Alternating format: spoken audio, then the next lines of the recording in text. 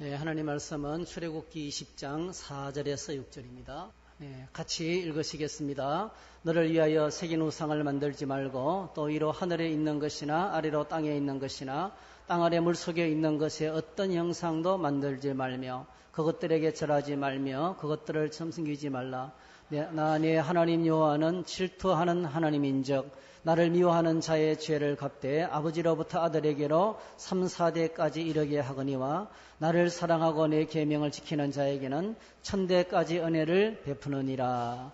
아멘. 오늘 이 말씀을 가지고 복과 저주가 있는 제2계명 우상 숭배에 관한 말씀을 함께 나누겠습니다. 잠시 기도하겠습니다. 하나님 고맙습니다. 무더운 날씨지만 시원한 예배당을 주시고 저희들이 함께 모여 또 유치부 학생들의 이 찬양과 은혜의 소식을 듣고 기뻐하게 하시고 찬송과 기도와 말씀으로 하나님 보좌 앞에 나아갈 수 있도록 저희들을 이끄시니 감사합니다. 주님, 저희들의 인생을 하나님께서 주장해 주시기 원합니다. 우리의 삶의 길을 주님이 인도해 주시기를 원합니다. 우리의 삶이 저 영원한 천국에 이를 때까지 성령의 놀라우신 능력과 말씀의 권능으로 저희들을 복되게 해 주시기 원합니다. 오늘 이 순간에도 저희들이 마음과 뜻과 힘을 다해서 주님의 말씀을 경청하며 겸손하게 순종할 수 있도록 저희들을 도와주시옵소서. 하나님의 말씀으로 말미암아 풍성한 열매가 우리 삶 가운데 가득하도록 도와주시옵소서. 예수님의 이름으로 기도하옵나이다. 아멘. 지난 주간에 옥수수를 먹었어요. 참 맛있더라고요. 옥수수를 먹으면서 이 짧은 순간이지만은 몇 가지 사건이 제 머릿속을 스치고 지나갔어요. 첫 번째는 무서운 기억이에요.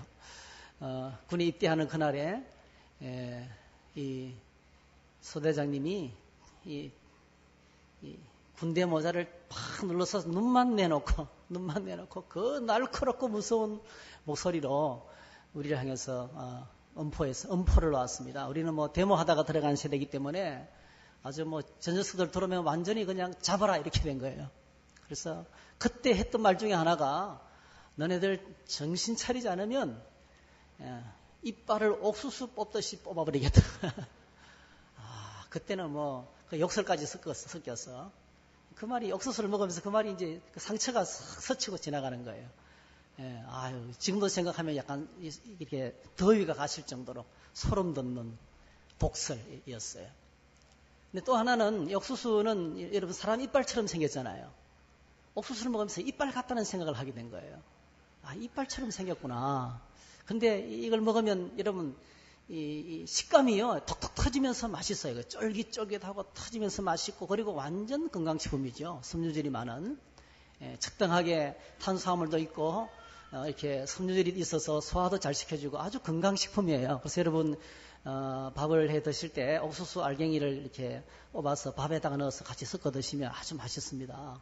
씹히는 맛이 아주 독특합니다. 네. 맛있고요. 또 하나는 이 옥수수를 먹고 나면 그 옥수수 때 있잖아요. 그 대를 푹 삶은 물을 이렇게 입안에 헹구거나 이렇게 먹으면 잇몸이 아주 튼튼하게 돼요. 옥수수 때에서 여러분 인사돌이 나오잖아요. 인사돌의 주 원료잖아요. 거기서 잇몸을 튼튼하게 하는 약품이 나오잖아요. 주 원료입니다. 주 원료. 그래서 제가 어떤 생각을 하게 되면은 하나님이 기가 막히게 만드셨구나. 우리가 혹시나 놓칠까 싶어서 이빨처럼 생긴 것을 먹으면 이빨이 좋아요. 그렇게 아주 그 어떤 모습 속에서 연상작용을 해서 복잡하지 않게 정말 단순하게 잃어버리지 않게 우리 아주 친근하게 치아의 건강을 위해서는 옥수수를 많이 드셔야 돼요. 그래서 여러분 옥수수 드시면서 그 대를 푹 삶아서 물까지 이렇게 양치질하고 물을 한 모금 먹으면 이빨이 튼튼하게 되고 얼마나 좋습니다. 여러 가지로 이렇게 이제 그런 것을 봤습니다. 하나님께서 이렇게 우리를 멋있게 만드셨습니다. 이런 십계명이 왜 십계명일까요? 정답은 하나님이 만드셨으니까요.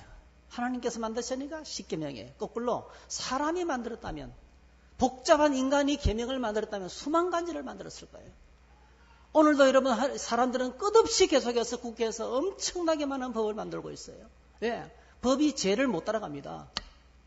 하나님이 만드셨으니까 10가지 간단하게 간단하게. 하나님 복잡하지 않으시거든요. 하나님은 거룩하시고 하나님은 선하시고 하나님 빛 가운데 계시기 때문에 하나님은 깨끗하고 투명하고 맑고 단순해요.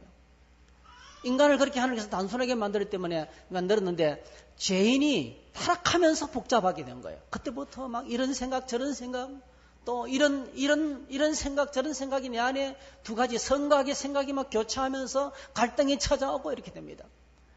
하나님 우리를 굉장히 단순하게 만드셨어요. 왜 10계명인가? 너무 간단한 거예요. 10가지 계명. 너무 단순한 계명 10가지 계명입니다. 그래서 어떤 학자는 그래서 사실 이 단순한 10개는요. 머리를 싸매고 고시촌에 들어가서 그렇게 수년간 고시 준비를 하는 것처럼 공부하면 되는 거 아닙니다. 누구나 쉽게 머리에 아주 분명하게 클리어하게 담을 수 있는 10가지 계명. 10가지 계명만 붙들고 살면 하나님 사랑할 수 있고 하나님 잘 섬길 수 있는 거죠. 그래서 어떤 신학자는 아주 재미있게 이 10계명의 율법을 율법은 뭐고 10계명은 뭐냐 하면 여러분 10계명은요 마치 헌법과 같은 것이고요. 그 다음에 이제 그 뒤에 나오는 많은 이런 시민법, 그 다음에 제사법, 그 다음에 위임법, 이런 여러 가지 피해보상법 이런 것들은 다 뭐냐 하면 오늘 우리나라의 형법과 민법과 같은 거예요. 그래서 가장 근본적인 이 10계명에서 모든 해설이 진행되고 이걸 정신으로 하나님의 백성의 규례가 이제 정해졌다고 보시면 됩니다. 이 10계명을 어떤 학자는 아주 쉽게 간편하게 전체를 꿰뚫는 말을 했는데 이 10계명은 마치 1과 2와 10과 같다 이렇게 했어요. 1과 2와 10. 1과 2와 10은요. 사람의 인체의 가장 가시적인 신체 구조라는 거예요. 이런 사람의 모습을 보십시오. 한 몸이죠. 한 몸. 한 몸인데 자세히 들다 보면 한 개짜리가 있고 두 개짜리가 있어요. 머리는 하나, 그죠? 코도 하나, 입도 하나예요. 그렇죠? 그리고 그렇죠. 몸통도 하나짜리가 있어요. 하나짜리가. 근데 들다 보면 두 개짜리가 많아요. 눈도 두 개, 콧구멍은 두 개, 귀도 두 개, 그죠? 손도 두 개, 발도 두 개. 1과 2로 돼 있어요. 이 신체의 가시적인 구조가 1과 2로 돼 있는 거예요.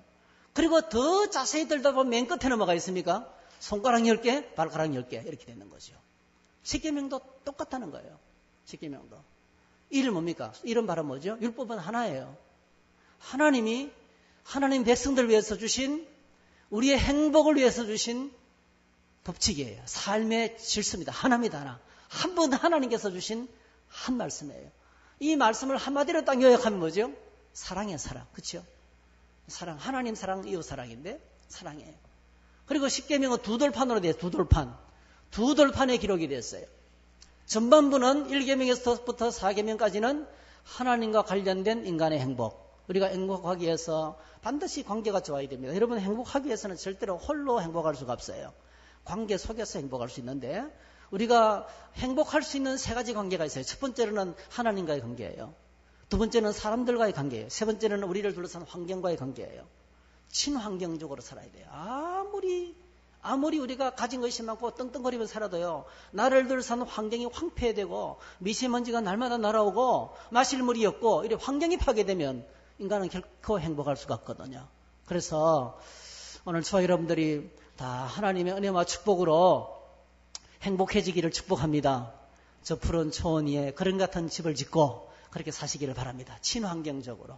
나무가 있고 풀이 있고 꽃이 있고 그런 환경 속에 그리고 맑은 물과 맑은 공기 속에서 살아가는 것이 참 중요합니다.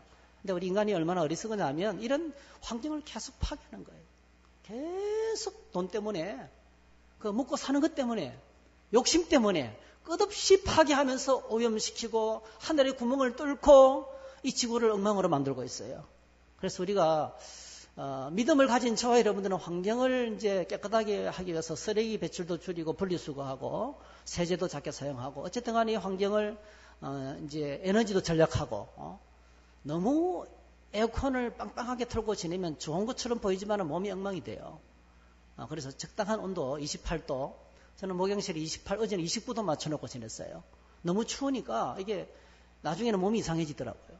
그래서 조금 이렇게 좀 친환경적으로 그렇게 살아가는 것이 참 필요한 것 같습니다. 어쨌든 간에 저희들이 이렇게 1계명에서도 400개까지는 하나님과의 관계, 5계명에서도 10계명까지는 사람들 사이 좋은 관계, 이 관계의 질서를 기록해놨어요.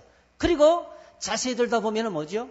10가지 계명으로 되어 있잖아요. 그래서 1, 2, 10, 사람의 인체의 가시적인 구조와 아주 흡사하도록. 그러니까 율법이 가까이 하기엔 너무 먼 것이 아니고요. 우리하고 너무 친숙하고 가까운 것이라는 거죠. 말씀은 하나님의 말씀 우리와 멀리 있는 것이 아니고 너무 가까운 것. 이해하기 쉽고 복잡하지도 않고 1과 2와 10으로 되어 있다는 그런 주장을 하는데 참 제가 읽으면서 아주 너무 재밌는 주장이고 이 자연 계시적인 입장에서 보면 참 타당한 그런 말씀이다 하는 생각을 해보게 됩니다. 저희들이 십계명을 할 때 우리 개신교에서는 이렇게 우리가 읽었던 우리가 잘 알고 있는 이런 1계명에서도 10계명까지 이렇게 구술되어 있어요. 나 외에는 다른 신을 내게 들지 말라. 2계명은 우상을 만들지 말라. 여호와의 이름을 망령되이 부르지 말라. 4계명 안식일을 거룩하게 지켜라. 내 부모를 공경하라. 살인하지 말라. 간음하지 말라. 도둑질하지 말라. 거짓 증거하지 말라. 내 이웃의 것을 탐내지 말라. 그런데 천주교는 이렇게 씁니다. 조금 우리하고 달라요. 1계명 하나이신 천주를 흠숭하라. 2계명 천주의 이름을 헛되이 부르지 말라. 3계명 주의를 거룩하게 지켜라. 4계명 부모에게 효도하라. 5계명 사람을 죽이지 말라. 6계명 간음하지 말라. 7계명 도둑질하지 말라. 8계명 거짓 증거하지 말라. 9계명 남의 아내를 탐내지 말라. 10계명 남의 재물을 탐내지 말라. 차이점이 뭘까요? 캐톨릭에서는 1계명하고 2계명을 합쳐버려서 하나의 계명을 이야기합니다. 2계명이 없어요. 개신교 대신에 마지막 10계명을 둘러 나눴어요. 내 이웃의 아내와 내 이웃의 재물을 구분했습니다. 근데 과거에는 아내와 재물을 똑같이 생각했어요. 하나의 소유로 생각하기 때문에 우리 개신교가 맞습니다. 그리고 제가 이 두 가지를 비교하는 이유 중에 하나는 오늘 우리가 읽은 본문을 보게 되면 캐톨릭의 이와 같은 10계명의 구성은요. 물론 어거스틴 때부터 내려온 전통이지만은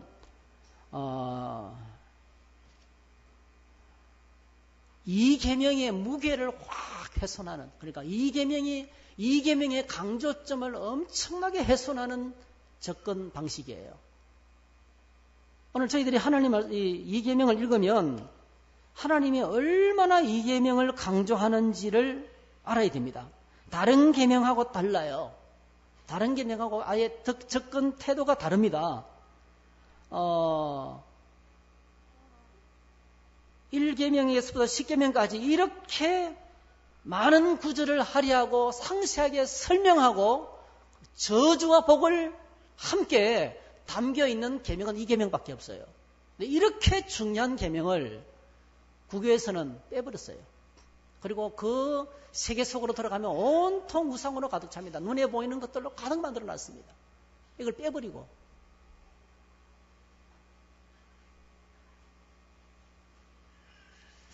5절 6절에 보면 우상숭배의 행위를 하나님을 미워하는 죄다. 하나님을 미워하는 죄가 우상숭배 죄다. 그리고 이렇게 우상숭배에 빠지게 되면 아버지로부터 아들에게까지 3, 4대까지 그 후손들에게 저주하겠다. 그렇게 말씀하셨고요. 그리고 6절에 보니까 이 계명을 지키고 하나님 말씀을 가까이 하는 자에게는 1000대까지 은혜를 베풀겠다. 엄청난 복을, 하나님의 복을 약속하면서 이 계명을 설명하고 있어요. 그러니까 하나님께서 지금 1계명도 중요하지만 2계명에 엄청난 무게를 두고 있다는 걸 알아야 돼요. 너무 큰 무게를 두고 이 2계명을 다루고 있다는 거예요. 그래서 오늘 저와 여러분들이 이 2계명 속에 담겨있는 하나님의 뜻이 무엇인지, 메시지가 무엇인지를 물어야 됩니다. 왜 이토록 하나님은 이 제2계명을 이렇게 강조하실까 하는 거예요. 첫 번째로는요, 하나님께서 우리 인간을 우주 만물 가운데서 가장 존귀한 존재로 만드셨다는 겁니다. 이걸 강조하고 있는 거예요. 여러분 꼭 기억하셔야 돼요. 10계명은, 이 계명은 누굴 위한 거예요? 하나님을 위한 게 아니에요. 하나님께는 계명이 필요 없어요. 하나님은 완전한 성 가운데, 완전한 거룩 가운데 계시기 때문에 그분을 컨트롤하고 그분의 질서를 지킬 만한 계명이 필요 없어요. 이 계명은 우리를 위해 주신 것인데 이 목적이 바로 뭡니까? 우리의 행복을 위해서. 우리의 행복을 위해서 주셨는데 하나님 우리를 얼마나 아끼고 우리를 얼마나 사랑하느냐 하면은 이 제2계명을 주신 거예요. 1계명을 보면 하나님 외에는 다른 신은 없다. 그렇게 우리가 지난번에 생각했어요. 이것은 우리가 지난번에 생각했던 것처럼 우리의 정체성에 너무나 심각한 중요한 원리를 제공한다고 말했어요. 다시 말씀드리면 우리 인간의 뿌리, 나의 뿌리는 하나님이라는 거예요. 나는 하나님께로부터 나온 존재라는 거죠. 예. 나를 낳아준 엄마가 누군지 모를 때, 나를 낳아준 아빠가 누군지 모를 때 그 아이는 아무리 성공하고 아무리 세상에서 성공한 사람이라 할지라도 그는 뭐죠? 방황할 수밖에 없는 거예요. 내가 누군지 모르는 거예요. 그래서 미국으로 이렇게 어릴 적에 자기가 태어날 날도 모르는, 자기가 언제 태어날지 모르는 이민가 가서 그 입양된 그 날짜가 자기 생일로 알고 있는 그 유명한 미국의 그 학자가 일평생 목표를 삼고 더 늙기 전에, 더 힘들기 전에 나의 조국을 찾아가고 내 엄마를 한번 만나봐야 되겠다라고 찾아봤던 이유가 바로 거기에 있는 거예요. 내 뿌리를 찾고 싶은 거예요. 내가 누군지 좀 알고 싶었던 거예요. 우리 인간의 뿌리는 하나님이십니다. 하나님밖에 없어요. 다른 어떤 존재도 우리를 만들지 않았어요. 우리 인간을 만든 분은 하나님입니다. 하나님이 우리의 영적인 아버지인 거예요. 우리 아버지와 우리의 부모님이시라는 거죠. 그래서 1계명이 그렇게 중요한데 2계명은 하늘과 땅과 바다의 끝들의 어떤 형상도 조각해서 그것들에게 절하지 말라고 했을까요? 그는 하나님께서 천지 만물 가운데 인간을 가장 존귀한 존재로 지으셨기 때문에 그렇습니다. 우리가 알고 있지만은 창세기를 한번 다시 읽어봤으면 좋겠어요. 창세기 1장 26절 28절 시작. 하나님이 이르시되 우리의 영상을 따라 우리의 모양대로 우리가 사람을 만들고 그들로 바다의 물고기와 하늘의 새와 가축과 온 땅과 땅에 기는 모든 것을 다스리게 하자 하시고, 하나님이 자기 영상 곧 하나님의 영상대로 사람을 창조하시되 남자와 여자를 창조하시고, 하나님이 그들에게 복을 주시며 하나님이 그들에게 이르시되 생육하고 번성하여 땅에 충만하라, 땅을 정복하라, 바다의 물고기와 하늘의 새와 땅에 움직이는 모든 생물을 다스리라 하시니라. 자신에게 한번 얘기해 볼까요? 나는 하나님만큼 존귀한 존재다. 옆 사람에게 좀 축복하세요. 당신은 하나님만큼 존귀한 존재입니다. 몰라봐서 죄송합니다. 무시해서 죄송합니다. 용서해 주시기 바랍니다. 그러니까 이 우주 만물 가운데 사람보다 존귀한 존재가 없는 거예요. 근데 그 존귀하게 지은 인간이 말도 못하고 그냥 우리를 위해서 만들어주신 피조물 앞에 엎드리는 것, 거기 엎드려 절하는 게 용납이 안 되는 거예요. 하나님 편에서 볼 때 용납이 안 되는 거예요. 마치 뭐가 같습니까? 왕이 거지같이 살아가는 것과 똑같은 거예요. 피조물들에게 해와 달과 별들과 나무들과 땅과 물 앞에 벌벌 떨면서 그게 뭔가 있는 것처럼 두려움 가운데 사로잡혀서 엎드려 절하는 것 자체가 용납이 안 되는 거예요. 인간을 그렇게 존귀한 존재로, 하늘만큼 존귀한 존재로, 하나님만큼 존귀한 존재로 만드셨는데 왜 거기에 엎드려 절하냐 말이죠. 그거 아무것도 아닌 것이 왜 엎드려 절하냐 말이에요. 그리고 오늘 저와 여러분들은 그냥 그 정도가 아닙니다, 여러분. 그냥 존귀한 존재로 창조받은 그 정도가 아닙니다.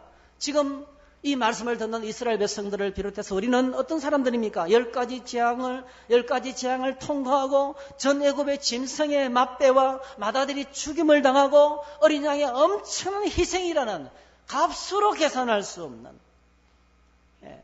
값을 이 세상의 것으로 계산할 수 없는 그런 대가를 지불하고 출애굽했습니다. 홍해를 건너고 천신만고 끝에 광야를 지나서 지금 언약산 앞에 와 있는 거예요. 그리고 드디어 하나님을 섬기는 거룩한 하나님 백성으로 세워져 가게 되는데, 여기까지 오면서 하나님이 쏟아부으신 그 은혜와 사랑은 하늘을 두루마리 삼고 바다를 먹물 삼아도 다 표현할 수 없는 엄청난 은혜와 사랑이 부어졌다는 말이에요. 다시 말씀, 오늘 하나님께서 저와 여러분들을 예수님의 십자가 보혈로 구원하시고 이 자리까지 오면서 엄청난 사랑을 쏟아부으신, 하나님 보시기에 애지중지하는 보물이고 존귀한 존재고 왕같은 제사장이고 하나님 거룩한 나라 백성이란 말이죠. 어느 나라 시민 못지않게 떵떵거리며 살아갈 수 있는 존귀한 존재로 만들었는데 왜 그렇게 피조물 앞에, 해와 달과 별들과 나무 앞에, 생명 없는 것 앞에 엎드려서 그렇게 비천해지면서 스스로 바보가 되느냐 이 말이에요. 그게 하나님께 용납이 안 되는 거예요. 여러분 제사 문제는 그래서 이렇게 피조물들에게 절하면 그것으로 끝나는 것이 아니고요. 우상숭배를 통해서 스스로 다시 마귀의 노예가 되는 것입니다. 다시 하나님께서 끄집어내놨는데 그 자유를 잃어버리고 노예가 되겠다고 전락하는 행위이기 때문에 하나님께서 아주 강력하게 이렇게 우리에게 말씀하시는 것입니다. 제사 문제는 여러분 우리나라만한 문제가 아닙니다. 제사 문제는 전 세계 문제입니다. 여러분. 전 세계 모든 나라에 가면 다 제사가 있어요. 이 제사 문제는 어느 민족에게나 퍼져 있는 무속이고 샤머니즘입니다. 샤머니즘은 모든 종교를 다 받아들이고 마침내 자기가 정복해버립니다. 샤머니즘은 싸우지 않아요. 불교도 받아들이고 유교도 받아들이고 기독교도 받아들이고 다 받아들여요. 그런데 마지막으로 뭐죠? 절하게 만듭니다. 빌게 만듭니다. 촛불을 켜게 만듭니다. 이게 샤머니즘이에요. 이 샤머니즘의 핵심이 말은 뭡니까? 제사입니다. 제사하는 것입니다. 그래서 인간의 존귀함을 파괴하는 무서운 마귀의 전략입니다. 문화라는 이름으로 오랜 간습과 전통이라는 이름으로 우리 인간의 존엄한 하나님의 형상으로 지원받은 예수님의 십자가의 보혈로 값주고 지불한 이 엄청난 존귀한 존재를 파괴해버리는 마귀의 전략이라는 거예요. 신명기 32장 17절에 보니까 그들은 하나님께 제사하지 아니하고 귀신들에게 하였으니 곧 그들이 알지 못하던 신들 근리에 들어온 새로운 신들 너희의 조상들이 두려워하지 아니하던 것들이로다 했어요. 고린도전서 10장 20절 여러분 꼭 기억하세요. 다 같이 읽어보십시다. 시작. 무릇 이방인이 제사하는 것은 귀신에게 하는 것이요 하나님께 제사하는 것이 아니니 나는 너희가 귀신과 교제하는 자가 되기를 원하지 아니하노라. 그냥 단순한 미풍양속이 아니란 말입니다. 우리 인간의 존엄성을 파괴하는 사람을 비참하게 만들어버리는 존귀한 존재의 이름표를 떼버리는 우리를 아주 비참하게 만들어서 마귀의 그 밑으로 들어보내는 도구가 이런 것들이라는 겁니다. 제가 말씀을 준비하다가 읽은 자료인데요. 명문대 출신으로 공기업의 지역 본부장까지 지냈던 이름은 밝히지 않겠어요. 고모 씨가 30년 동안 영어 교사를 하면서 지냈던 살았던 그 부인, 이 부인이요, 이 두 부부가 한 사람은 공기업의 지역 본부장을 했고요. 한 부부는 30년 동안 아이들에게 영어를 가르치는 고등학교 영어 선생님이셨어요. 근데 이 사람들에게 이 무당 임시가 접근해가지고 당신이 굿을 하지 않으면 당신의 딸이 죽는다 이렇게 말한 거예요. 그래서 누군가 내게 다가와가지고 굿하지 않으면 푸닥거리 하지 않으면 딸이 죽는다 이렇게 탁 나오면 사람들의 마음이 흔들리는 거예요. 그때부터 붙잡혀서 굿을 하기 시작했는데요. 1996년부터 51차례 51번에 굿을 하면서 얼마 돈이 들어갔냐면 12억 3,200만 원을 탕진했어요. 12억 3,200만 원을 탕진했어요. 그 결과로요. 고 씨는 동생 집에 얹혀 살고 있고 지금 부인은 파출부를 해서 겨우 먹고 살아가는 존재가 되고 말았습니다. 대신에 무당 임씨는 수억 원짜리 외제차를 2대 사서 부인과 남편이 한 대씩 몰고 다니면서 떵떵거리며 살고 있습니다. 이게 우상숭배의 비참이 얼마나 극적으로 인간을 비참하게 만드는지 보여주는 증거예요. 멀리 있는 이야기를 해서 죄송한데 남산 산책길에 와룡모라는 것이 있어요. 와룡모. 남산을 산책하면 그 산책길에 와룡모라는 곳이 있는데 이 와룡모가 어떤 것이냐면은 죽은 제갈공명의 위패를 모시는 곳입니다. 그래서 그 사당 안에 제갈공명의 이렇게 모습으로 이렇게 조각해놓고 이렇게 사당을 만들어 놓고 있는데요. 지나가는 사람들이 그냥 안 지나가요. 거의 산책하는 사람들이 오면 한 80% 이상이에요. 연세 드신 분들은 거의다가 정성껏 저를 2분 하고 지나가요. 멀리 찾을 것도 없어요. 멀리. 예. 봉황성 앞에서도 지금 얼마나 할머니들이 정성껏 절을 하는지 몰라요. 할머니들 절할 때 그 건너편에 앉아 있으세요, 여러분. 이게 오늘 우리가 살아가는 현실입니다. 그래서 오늘 성경에서 하나님께서 뭐라고 말씀하시냐면 그것이 짐승의 모양이든지 오래된 고목이든지 바위든지 물이든지 어떤 것들에게도 절하지 말고 섬기기를 시작하면 천지 만물을 천지 만물의 통치자로 존귀한 존재로 만들었던 우리가 그냥 그 절하는 대상 밑으로 들어가 버리는 거예요. 그때부터 마귀의 노예가 되고 우리 삶이 비참하게 추락하게 된다는 위험이 있기 때문에 하나님께서 이렇게 강조합니다. 인간은 종교적인 존재이기 때문에 하나님께서 눈에 보이지 않으면 믿음이 떨어지는 순간에 보이는 것들을 찾기 시작하는 거예요. 하나님 대신에 대체할 신들을 천대 것이 우상 숭배라는 거죠. 그래서 오늘 저희들이 믿음이 늘 시퍼렇게 살아있어야 돼요. 늘 하나님 말씀과 기도 안에서 늘 믿음이 깨어있기를 주의 이름으로 축복합니다. 두 번째 의미는 이 이계명이 이렇게 중요한 것은 하나님의 통치 방식과 아주 깊은 관계가 있습니다. 하나님의 통치 방식. 이런 사람은 조각합니다. 그래서 미술대학교 조속과가 있어요. 우리 교회 사랑방에서 오랫동안 한 2년 정도 지냈죠. 우리 김진석 형제, 김진석인가요? 진석 형제. 저 부산대학교, 충북대학교 조속과를 나왔어요. 그 조속과에 1학년에 딱 입학하면 뭐부터 조각합니까, 여러분? 사람의 얼굴부터 조각하는 거예요. 그러다가 2학년 때는 상반신. 그래서 이제 졸업할 때 되면 전신을 조각합니다. 그럼 끝나는 거예요. 얼굴부터 상반신, 그 다음에 전신을 조각하면 졸업을 해요. 정말 험한 일이에요. 그 먼지를 막 대리석을 갈아내고 석고를 갈아내는 작업이기 때문에 얼마나 먼지가 되고, 그래서 그 조속과 다니는 애들이 비염 걸린 애들이 많고요. 건강에 굉장히 심각한 이게 타격을 많이 입어요. 그런데 참 인간은 그렇게 이제 조각하죠. 조속과가 있을 정도니까요. 근데 인간은 항상 세 가지 목적으로 조각합니다. 어떤 걸 조각? 첫 번째로는요, 숭배하기 위해서. 100% 숭배하기 위해서 조각합니다. 불상이나 범종 같은 걸 만들 때는 이거는 숭배 목적이에요. 그 다음에 두 번째로는요, 어떤 사건이나 사람을 기념하기 위해서 만듭니다. 기념하는 것입니다. 예를 들면 인천 상륙작전을 기념하기 위해서 어떻게 합니까? 메가드 장군의 동상을 기념하죠. 메가드란 인간성보다는 인간의 존재를 섬기기 위한 것이 아니고요. 그 사람을 통해서 되어지던 엄청난 우리나라 한국 동란 때 우리가 다 망하게 됐는데 인천으로 상륙해가지고 옆구리를 찔러가지고 이 적의 보급로를 차단하고 다시 수도를 탈환하게 된 결정적인 잊을 수 없는 우리나라 생존에 너무나 중요한 잊어서는 안 되는 역사적인 사건이기 때문에 그래서 메가드 장군의 동상을 기념합니다. 그리고 서울 한복판에 이순신 장군의 동상을 이제 그렇게 세워놓는 그와 같은 거예요. 미안합니다. 세종대왕, 그런 식으로. 그게 이제 여러 가지 기념을 하기 위해서 하는 거죠. 그런데 가끔 가다가요, 사람의 동상을 세울 때, 이거는 주로 이제 사람이 죽고 난 다음에 이런 일을 많이 해요. 근데 살아있는데도 불구하고 동상을 세우는 경우가 종종 있습니다. 그럴 경우에는 아주 포악한 독재자가 정치를 할 때가 참 많이 있습니다. 대표적인 경우 누굽니까? 바벨론의 느부갓네살 왕이라든지 다리오 왕이라든지 자기가 살아있는데 왕을 세워놓고 로마의 황제들이라든지 이렇게 그 신상을 세워놓고 절하게 하는 거예요. 그리고 절하지 않으면 그냥 사자뿔 속에 집어넣고 풀무불 속에 집어던지는 이런 악랄한 통치를 하는 것입니다. 그리고 저 북한에 있는 우리 친구도 그렇게 하잖아요. 북한에 있는 친구도 막 동상을 전국에 4만 몇 개의 김일성 동상을 세워놓고 다스리고 있어요. 이게 이제 굉장히 악한 통치죠.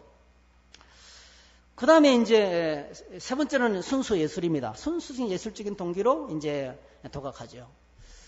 저는 한 번 딱 가봤는데요. 여러분 로마에 가면 온 도시가 대리석 작품으로 가득 찼어요. 마치 종이를 가지고 뭘 만든 것처럼. 이 대리석인데 얼마나 종이짝 같이 만들었어요. 기가 막힌 대리석 작품들을 볼 수 있잖아요. 이게 이제 예술품이거든요. 예술품. 근데 여러분, 고대 왕들이, 우리가 기억해야 될 것이 고대 왕들이 어떤 식으로 통치했느냐는 거죠. 주로 왕들은 정치적인 총수가 아니라 그 당시에는 왕인 동시에 신이었습니다. 신. 고대 왕들은 거의 다 신이었어요. 파라오도 뭐죠? 애굽의 바로 왕도 왕인 동시에 그 왕으로 끝나는 게 아니라 정치적인 수장으로 끝나지 않고요. 그는 태양신의 아들이었어요. 태양신의 아들인 동시에 뭐죠? 자기가 신이었습니다. 그래서 여러분 마지막 재앙, 9번째 재앙이 바로 뭐죠? 흑암의 재앙인 거예요. 파라오가 갖고 있는 태양신은 아무것도 아니다. 하나님께서 흑암을 덮어버리니까 태양이 아무 의미가 없는 거예요. 그리고 마지막 뭐죠? 그 파라오의 아들을 죽임으로 말미암아서 그 애굽 사람들이 그렇게 추정하며 섬기던 신은 가짜다. 이걸 드러낸 거잖아요.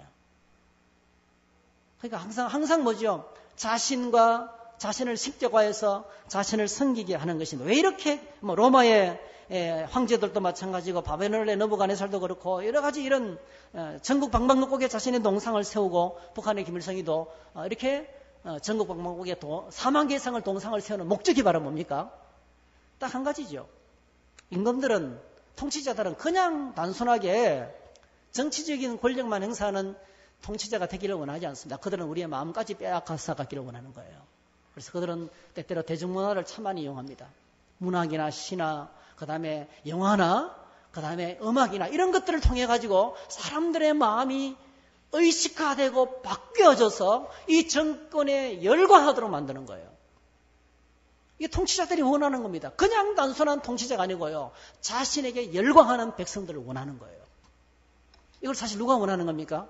하나님이 하나님 백성들이 원하는 거예요. 하나님께서 하나님 백성들이 원하시는 것은 하나님을 사랑하고 하나님께 온 마음을 드리고 하나님을 열정적으로 사랑하는 그 백성을 원하시는 거예요.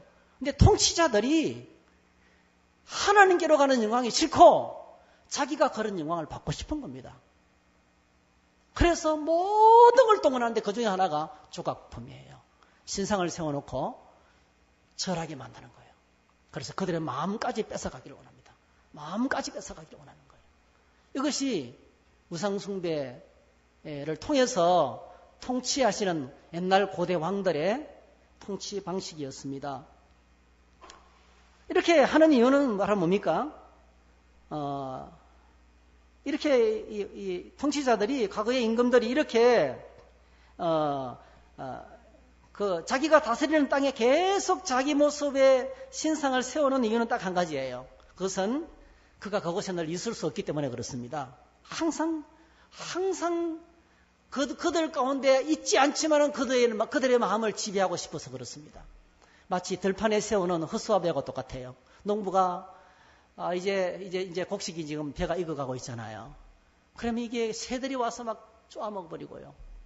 제 동서는 그 제도에서 이렇게 산에 나무를 키우고 있는데 그 800평의 땅에다가 고구마를 심었어요. 근데요, 이 돼지, 멧돼지가 내려와가지고 400평을 다 뽑아버렸어요. 이게 농사가 다 날아가는 거예요. 그 어떻게 해요? 철조망을 쳐도 안 돼요. 제일 중요한 것은 밤낮으로 거기서 총을 들고, 그죠? 기다리면 쫓아올 수 있죠. 근데 그게 농부가 불가능하죠. 집에 가서 밥도 먹어야 되고, 화장실도 가야 되고, 거기 항상 있을 수 없어요. 그래서 어떻게 합니까? 허수아비를 세워놓는 거예요. 허수아비는 농부가 그게 항상 없기 때문에, 있을 수 없기 때문에 세워놓는 겁니다. 똑같습니다. 통치자들도 항상 내가 너희들을 지켜보고 있다. 딴 마음 품으면 안 돼. 나만을 믿고 따라야 돼. 이걸 강조하기, 이렇게 통치하기를 원하기 때문에 신상을 세워놓고 우상숭배를 강요하기 시작한 겁니다. 로마도 그랬고 고대 왕들이 그런 식으로 통치했다는 것입니다. 그런데 오늘 우리가 이 제2계명을 이렇게 하나님께서 강조하신 이유가 바로 여기 있는 거예요. 어떤 형상도 너희는 만들지 말라. 왜 그렇습니까? 하나님은 어디에나 계시기 때문에 그렇습니다. 할렐루야. 하나님은 우상을 세워놓을 필요가 없어요. 모든 곳에 모든 장소에 계십니다. 우리 일가에서 하나님의 편재성이라고 그래요. 하나님은 항상 모든 장소에 계십니다.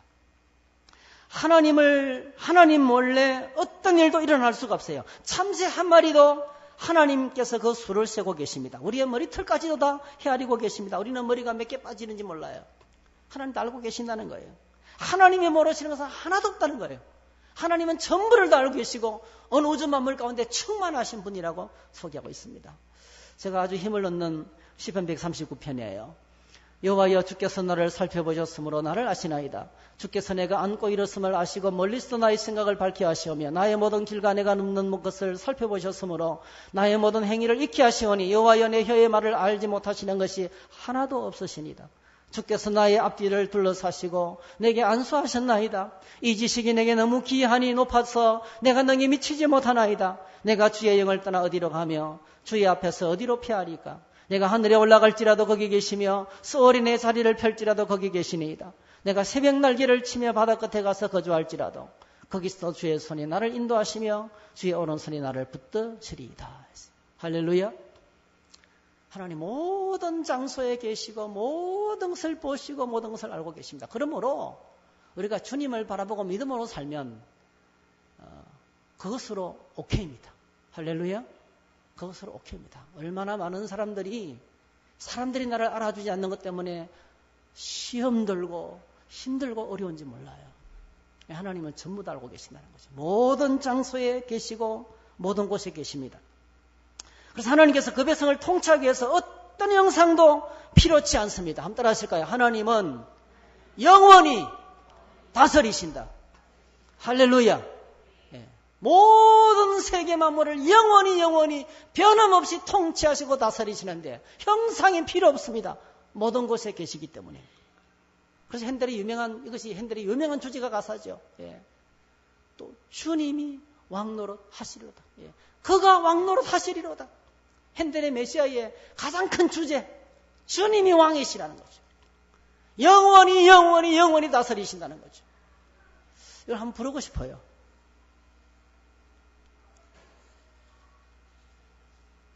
그래서 어떤 형상도 어떤 우상도 만들지 말라고 말합니다. 하나님은 독재자처럼 그렇게 우상을 세워놓고 사람들의 마음을 도둑질하는 그렇게 악하게 통치하는 분이 아니라는 것입니다. 하나님은 그의 인자심과 선하심이 영원하신 분이십니다. 하나님은 형상을 통해서 다스리지 않습니다. 하나님 오직 하나님의 거룩한 백성을 한 가지 방식으로만 다스리십니다.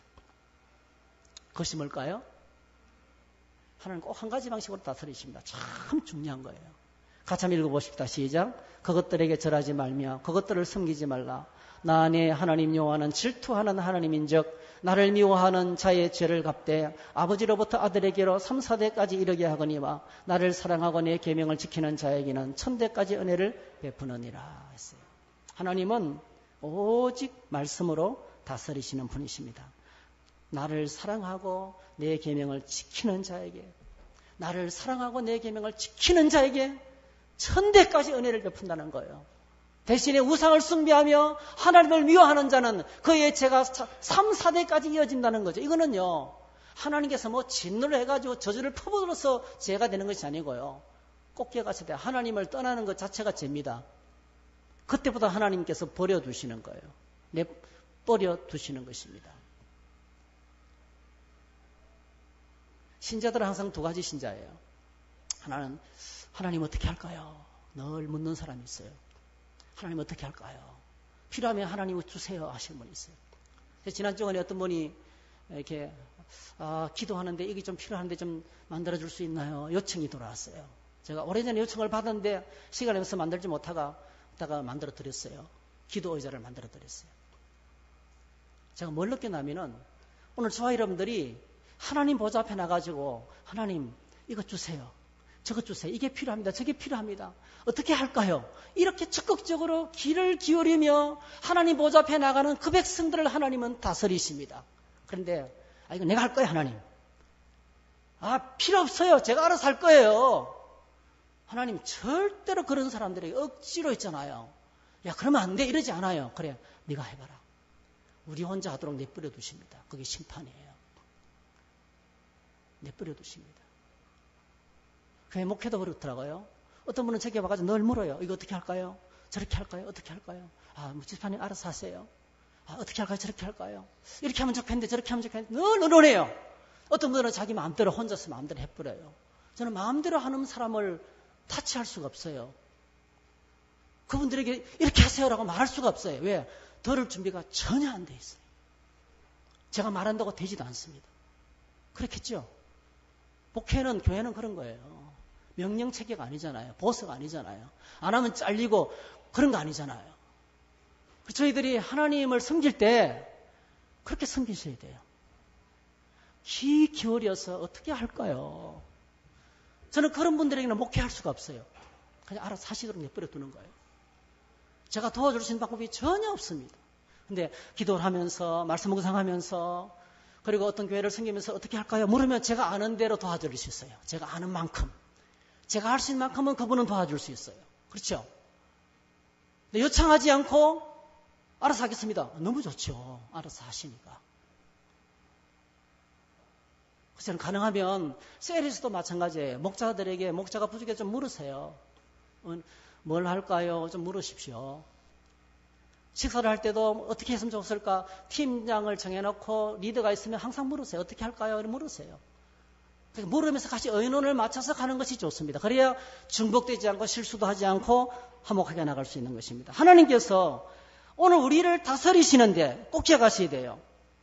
하나님의 음성을 듣고 귀 기울여 듣는 자에게는 천대까지 끝없이 계속 은혜를 베풀겠다는 거예요. 그런데 필요 없습니다. 내가 알아서 내 마음대로 살겠습니다 하는 사람에게는 그게 우상숭배가 되는 거죠. 그냥 조용하게 내버려 두시는 것입니다. 모세가 마지막 설교에서 이렇게 했습니다.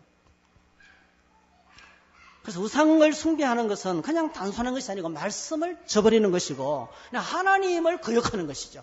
그래서 오늘 본문에 이 하나님의 사랑을 거역하는 아주 적극적으로 하나님을 분노케 하고 미워하는 것이 우상숭배의 죄다. 이렇게 규정하면서 모세가 마지막 설교에서 이렇게 이야기합니다. 신명기 4장 12절 15절 여호와께서 불길 중에서 너희에게 말씀하시되 음성뿐이므로 너희가 그 말소리만 듣고 형상은 보지 못하였느니라. 15절 여호와께서 호렙산 불길 중에 너희에게 말씀하시던 날에 너희가 어떤 형상도 보지 못하였은즉 너희는 깊이 삼가라. 뭐라고 말씀합니까? 하나님은 세상처럼 그렇게 세상 방식으로 우상을 세워놓고 백성들의 마음을 뺏어가는 것이 아니라는 거죠. 하나님은 오늘도 똑같이 끝없이 계속해서 말씀을 통해서 우리에게 다가옵니다. 캐톨릭에서 믿음 생활하는 사람이 우리 개신교에 들어와서 적응을 굉장히 못해요. 이유는 딱 한 가지입니다. 늘 보다가 들어야 되니까 이제. 여러분 한번 생각해 보세요. 바라보면 마음이 바뀔까요? 들으면 마음이 바뀔까요? 예, 보는 종교가 있고 듣는 종교가 있어요.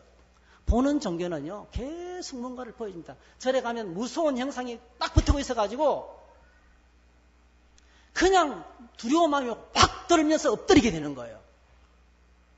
그게 보여주면서 마음을 뺏어가는 것입니다. 근데 진짜 사람의 마음이 바뀌는 것은 말이더라고요. 말. 행동이 아니고 말이더라고요. 말 한마디에 마음이 바뀌는 거예요. 눈이 솔솔 녹는 것처럼 마음이 녹아내리는 거죠. 진짜 마음을 얻으려면은 그래서 여러분 남자들이 결혼하기 전에는 황금을 주면 여성들이 따라올 줄 아는 거예요. 그래서 황금을 주고 보석을 주고 그 여인의 마음을 뺏으려고 노력하지만 뭐죠? 결혼해서 살아보면 그걸 안 되는 거예요. 달콤한 말을 할 줄 알아야 되겠더라고요. 달콤한 말. 아부를 잘해야 돼요. 아부를. 이게 잘해야 되는데 이게 참 쉽지 않잖아요. 아내를 소중하게 여기는 말을 잘할 수 있어요. 그래야 마음을 받을 수 있어요. 하나님 우리에게 우리의 마음을 받으시는데 뭘로 다가오시기로 원하시냐면 끝없이 계속해서 음성을 들려주시면서 말로 다가오시는 거죠. 우상을 통해서 독재자처럼 절하지 않으면 죽인다. 이렇게 해서 마음을 뺏어가는 것이 아니고 강제로 뺏어가는 것이 아니고요. 말씀을 들려주면서 우리가 온 마음으로 하나님을 사랑하도록 그렇게 섬기기를 원하신다는 것입니다. 한번 따라 하실까요? 우리의 하나님은 말씀하시는 하나님이시다. 할렐루야. 그래서 우리가 하나님 말씀 앞에 우리가 겸손해져야 됩니다. 하나님 앞에 겸손하셔야 됩니다. 우상으로 섬기지 않고 말씀으로 통치한다는 겁니다. 요한복음 14장 15절 너희가 나를 사랑하면 나의 계명을 지키라. 요한복음 14장 21절 나의 계명을 가지고 지키는 자라야 나를 사랑하는 자니 나를 사랑하는 자는 내 아버지께 사랑을 받을 것이요 나도 그를 사랑하여 그에게 나를 나타내리라. 말씀을 맺겠습니다. 사랑하는 성도들, 우리는 존귀한 하나님의 백성들입니다. 어떤 형상을 만들어 섬기지 말아야 됩니다. 그것은 우리가 누구인지를 먼저 인식해야 되는 것입니다. 우리가 하나님께서 이 땅에서 통치하면서 왕같은 제사장으로 우리 존귀한 존재로 통치자로 우리를 만들어. 우리는 어떤 것들에게, 어떤 물질에게, 어떤 것들에게 노예가 되지 말아야 됩니다. 돈과 권력과 지식과 이 땅에 좋은 것들이 많아요. 그 어떤 것들도 그것 앞에 머리를 숙이고 타협하고 엎드리고 들어가면 뭘 잃어버립니까?